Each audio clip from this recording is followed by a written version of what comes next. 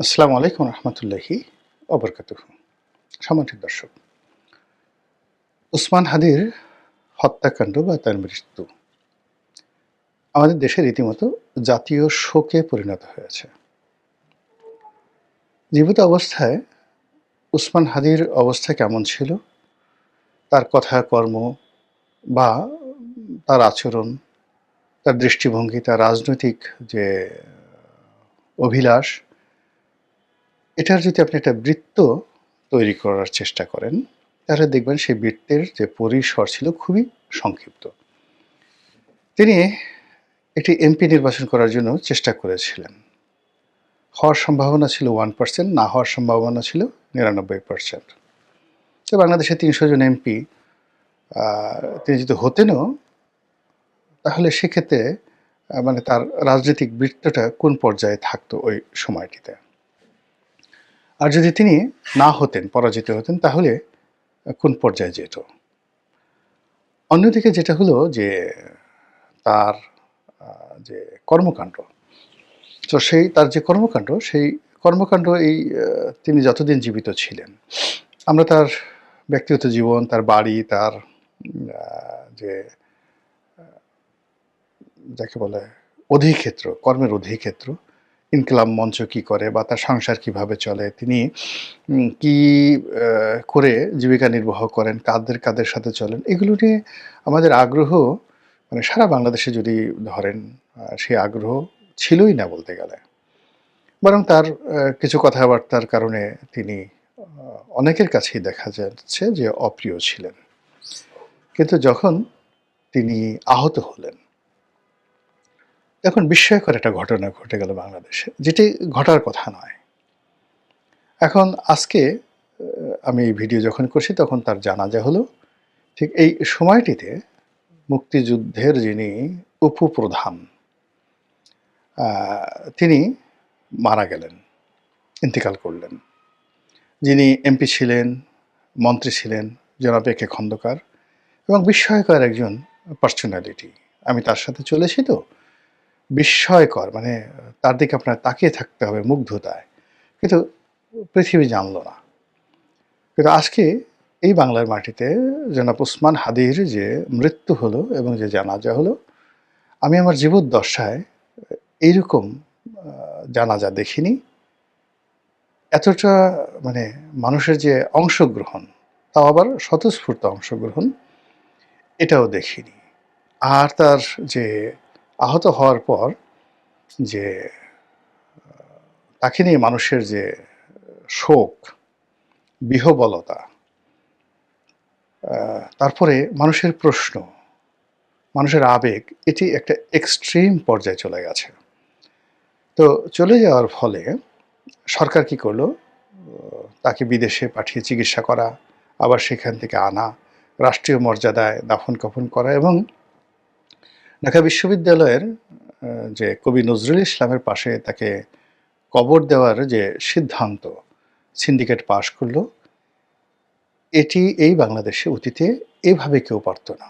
এমনকি যে জায়গাটাতে তিনি সমাধিস্থ হলেন, এখানে কবি নজরুলকে যখন সমাধিস্থ করা হলো, তখনও অনেকে যাকে বলা হয় দ্বিমত পোষণ করেছে, অভিযোগ করেছে যে বিশ্ববিদ্যালয় চত্বরে কেন কবি নজরুল সমাধিস্থ হবেন। ঠিক উসমান হাদির ব্যাপারে যখন সিদ্ধান্ত হইল, এটি নিয়ে মনের মধ্যে কার কি আছে ডাজ নট ম্যাটার, কিন্তু এই বাংলাদেশে 18 কোটি মানুষের মধ্যে একটা সিঙ্গেল লোক এই মুহূর্তে বাংলাদেশে খুঁজে পাওয়া যাবে না যে এই বিষয়ে দ্বিমত পোষণ করে সামনে এসে একটা শব্দ বা একটা কুক দেওয়ার মতো ক্ষমতা রয়েছে। তো এই যে একটা ভাবাবেগ তৈরি হলো জনাব উসমান হাদির জন্য, এটার নেপথ্য কারণ নিয়ে আলোচনা করব। সাইকোলজিক্যাল কারণ নিয়ে, মানসিক কারণ নিয়ে আলোচনা করব। আমাদের দেশে যেটি হয় সেটি হলো যে মানুষ যা কর্ম করে, মানুষ যে কর্ম করে, সেই কর্মের 1%ও তার মৃত্যুর পরে আমরা এই পৃথিবীবাসী দিতে পারি না। এটাই বাস্তবতা। এবং এটাই মানে লক্ষ লক্ষ ঘটনার মধ্যে এটাই ঘটে থাকে। আপনি সারা জীবন অনেক কিছু করেছেন, অনেক কিছু করার পরেও দেখা গেল যে মৃত্যুর সময় আপনাকে নিয়ে কোনো আবেগ তৈরি হয় না। যেভাবে বললাম যে একে খন্দকার সাহেব এই একই দিনে তিনি মারা গেলেন যেদিন হাদির জানাজা হচ্ছে, কিন্তু তাকে নিয়ে কোনো মানে একটা উচ্ছ্বাস হয় না, কে গার্ড অব অনার দেবে। নর্মালি তো তিনি বিমান বাহিনীর প্রধান ছিলেন, মুক্তিযুদ্ধের সে উপ অধিনায়ক ছিলেন, পরবর্তীতে মন্ত্রী ছিলেন, এমপি ছিলেন। তো তাকে নিয়ে তো সংসদের সেই দক্ষিণ প্লাজাতে বিশাল আয়োজন হওয়ার কথা, কিন্তু কে দিবে, সময় কোথায়? তিনি একজন সাবেক আওয়ামী লীগ নেতা, তাকে এখন সেলিউট দেওয়ার মতো অবস্থা নেই বললেই চলে।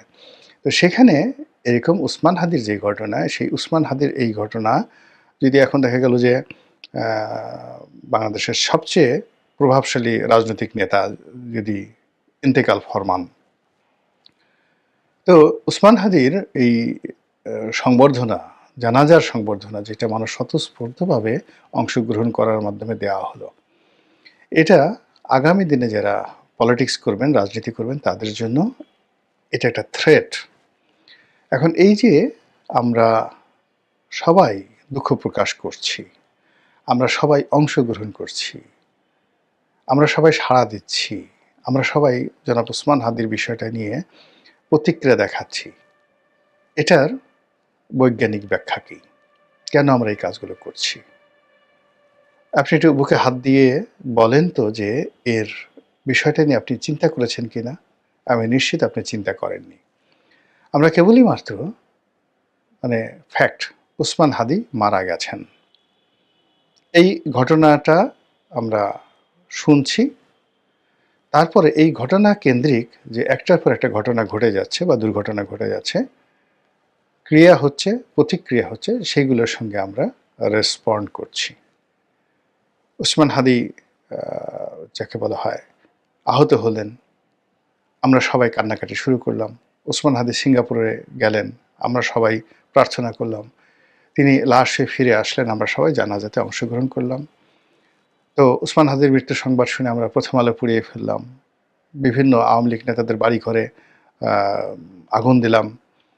তারপরে এই যে এতগুলো ঘটনা ঘটলো, এই ঘটনাগুলো ইসে যাকে বলা হয় স্বাভাবিক ঘটনা নয়। আমি যে কথাগুলো বলতে চাচ্ছি সেই কথাগুলো আমি এখানে বলার মতো সাহস পাচ্ছি না। আপনারা বুঝতে পারছেন, আপনাদের মতোই আমার অবস্থা। তো এইটা কেন হলো?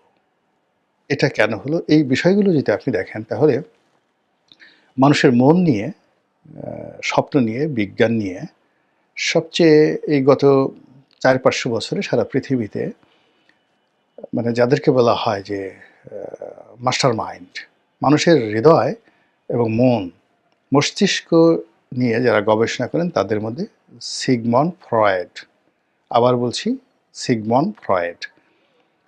তো সেই সবচেয়ে বড় দার্শনিক, সাইকোলজিস্ট, স্বপ্ন বিশারদ, তাকে যদি এখন এই বাংলার এই সময়টা নিয়ে প্রশ্ন করা হতো, তিনি সম্ভবত এই যে অবস্থা, সেই অবস্থা দেখে তিনি যাকে বলা হয় জ্ঞান হারিয়ে ফেলতেন।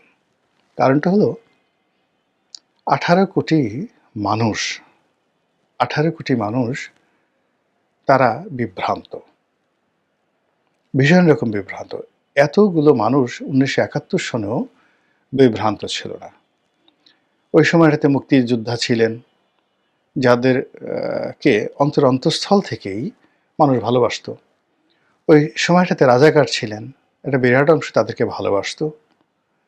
ওই সময় আলবদর ছিলেন, আসাম ছিলেন, শান্তি বাহিনী ছিল, পাকিস্তান আর্মিদের দোসর ছিল, এবং ঢাকা বিশ্ববিদ্যালয়ের মতো ক্যাম্পাসে পাকিস্তান আর্মির নামকরা সব দালাল ছিল, সর্বজন শ্রদ্ধেয় দালাল ছিল, যারা মুক্তিযুদ্ধ আপনি আপনি চিন্তা করেন যে আমরা যে আব্বাস উদ্দিনকে খুব সম্মান করি না, আব্বাস উদ্দিন, তো শিল্পী আব্বাস উদ্দিন, তার পরিবার মোস্তফা জামান আব্বাসি, ফেরদৌসী রহমান, এরা সবাই পাকিস্তান প্রেমী ছিলেন, এরা মুক্তিযুদ্ধ বিরোধী শক্তি ছিলেন।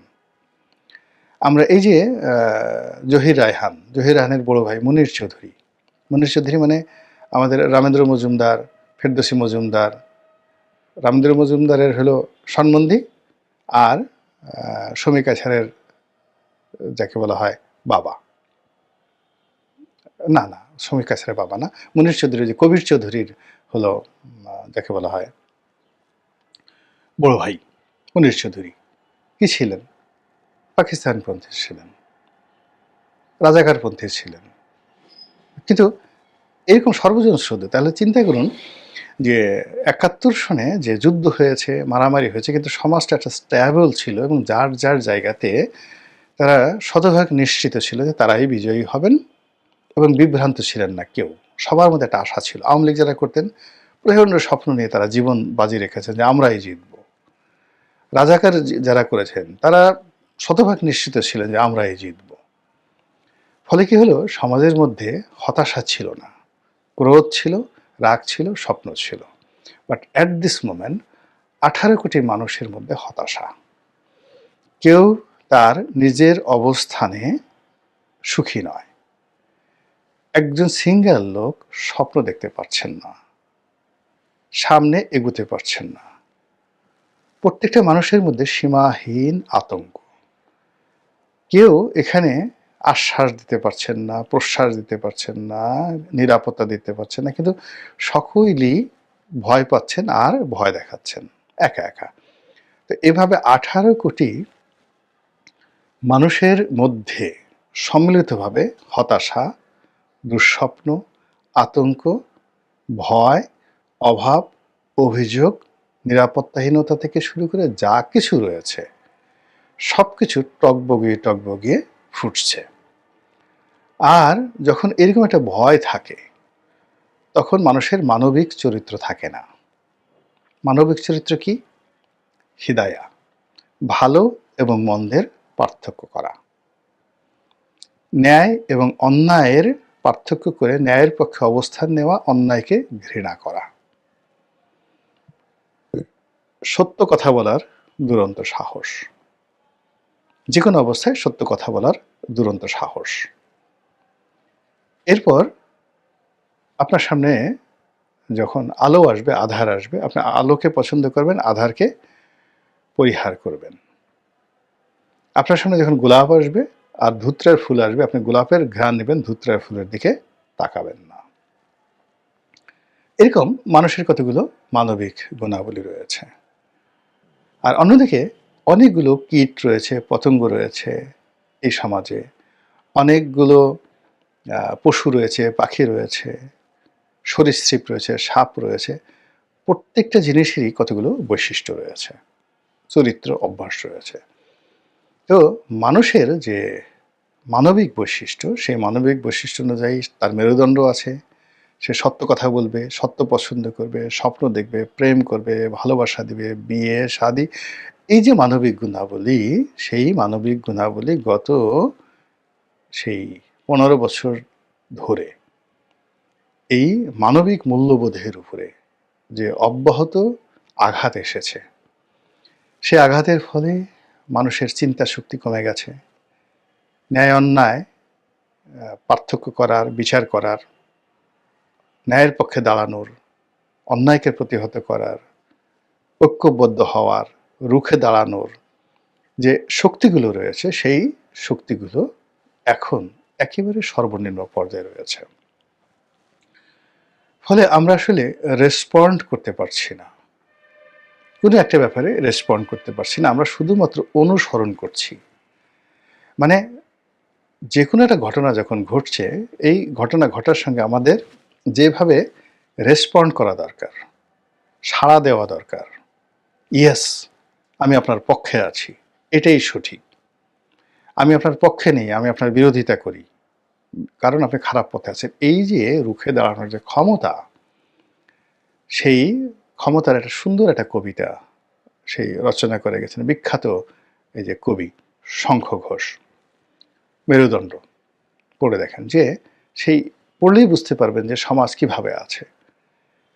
তো সেই জায়গাতে কি হলো, আমরা এখন কোনো কিছুতেই স্থির থাকতে পারছি না। আমাদের আতঙ্ক, ভয় সীমাহীন। তো এই সব মিলিয়ে যখন এই হাদির এই দুর্ঘটনা ঘটল, এই দুর্ঘটনা ঘটলো, হত্যাকাণ্ড ঘটলো, তখন আমাদের মধ্যে যে পুঞ্জীভূত কান্না, আমরা কাঁদতে চাচ্ছি, জোরে জোরে কাঁদতে চাচ্ছি, কিন্তু কান্নার কোনো সুযোগ পাচ্ছি না। আমাদের বাপ মরছে না, আমাদের আপনজন কেউ মরছে না, বা আমাদের বাড়িঘর যাদের জ্বালিয়ে দেওয়া হয়েছে তারাও কাঁদতে চাচ্ছি। আমাদের যে শোক প্রকাশ করতে চাচ্ছি, আমরা সেই শোক প্রকাশ করার কোনো সুযোগ পাচ্ছি না। ফলে যখন এরকম একটা সেলিব্রিটি হয়ে যায়, আপনি দেখুন আমরা সিনেমা হলে গিয়ে সবাই দলে দলে কান্নাকাটি করি, বা পাড়া প্রতিবেশী মারা গেলে আমরা দলে দলে গিয়ে সেখানে গিয়ে অশ্রু বিসর্জন করি। তো যখন এই যে আমাদের দেশের সকল মানুষ একসঙ্গে চিৎকার করে কাঁদতে চাচ্ছে, সেই কান্নাটি আসলে হাদির এই মৃত্যুতে একসঙ্গে ব্রাস্ট হয়েছে। ২ নম্বর হলো যে আমরা ক্ষোভ দেখাতে চাই, বিক্ষোভ দেখাতে চাই, আমরা রাগ হতে চাই, কিন্তু আমাদের সাহস নেই।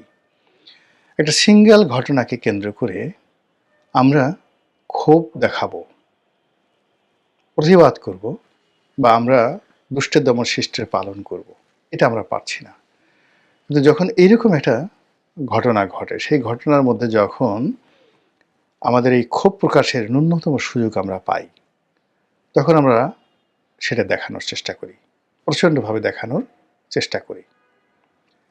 আর আমাদের সমাজে যখন এরকম একটা বিশৃঙ্খল অবস্থা চলে, তখন এর মধ্যেও যারা দুষ্টুমি করে, বদমাইশি করে, যারা মানুষকে নিয়ে বিভ্রান্তি করার চেষ্টা করে, তারাও এরকম একটা সুযোগকে বেছে নেয়, পুরো জিনিসটিকে উলট পালট করে দিয়ে চেটেপুটে খাই, এরকম একটা পরিস্থিতি তৈরি হওয়ার জন্য।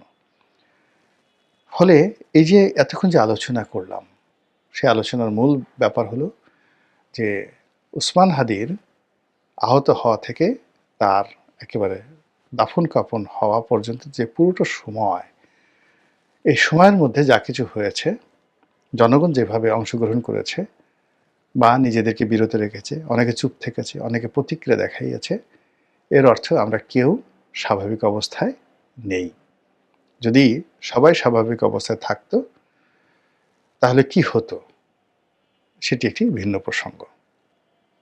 মহান আল্লাহ আমাদের সবাইকে স্বাভাবিক থাকার, স্বাভাবিক কর্ম করার, মানুষ হিসেবে বেঁচে থাকার, মানবিক মূল্যবোধ জাগ্রত করার, এবং মানুষের যে মেরুদণ্ড রয়েছে, বিবেক রয়েছে, বোধ রয়েছে, সেগুলো নিয়ে শেষ ক্ষণ পর্যন্ত এই পৃথিবীতে আল্লাহর খলিফা রূপে আমরা আমাদের দায়িত্ব এবং কর্তব্য যেন পালন করতে পারি, আল্লাহ আমাদের সেই তৌফিক এনায়েত করুন। আসসালামু আলাইকুম ওয়া রাহমাতুল্লাহি ওয়া বারাকাতুহু।